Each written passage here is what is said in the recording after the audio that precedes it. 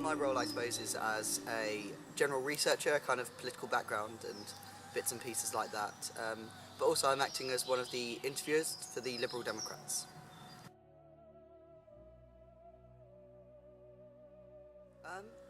Since coming down to Cornwall, you do notice a very different political kind of background and context.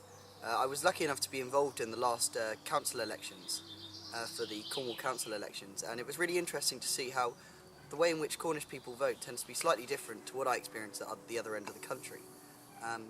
What you find down here is a completely different ideology and a lot of different reasoning behind it, and it's a lot more about the person. And so it'd be really interesting to see at this next election, really, where it goes from here. Be interesting to see whether or not the political stronghold for the Liberal Democrats is still the stronghold they thought it was, especially given their now new power in government. I'm hoping in the next week or so to be interviewing Sir Graham Watson, and we're also interviewing Simon Ricks, who's the candidate for Truro and Falmouth. So really looking forward to those, looking to see really where they think they're going forward from here in terms of the European elections, which are just around the corner now, and also then of course the general election in the wider scheme. So there's lots of exciting interviews ahead, which I'm really looking forward to getting involved with, but currently no, we're at the very early stages.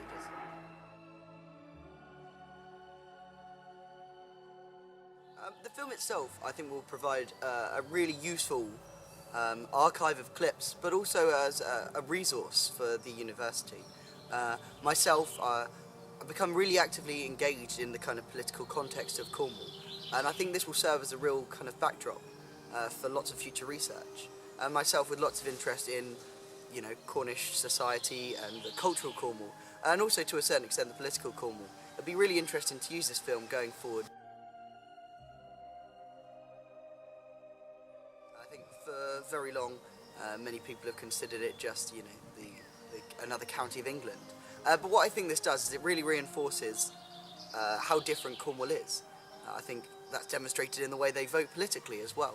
And so I'm really excited to see where it goes from here. I'm very lucky to live here at a time where so much is taking place. You've got a whole cultural revival taking place, which perhaps links in a lot with the Cornish Assembly movements that Mebby and Kerno are trying to push through. You've also got the Liberal Democrats who have promised £120,000 now to reinventing this Cornish culture. I think it's really exciting time to be here.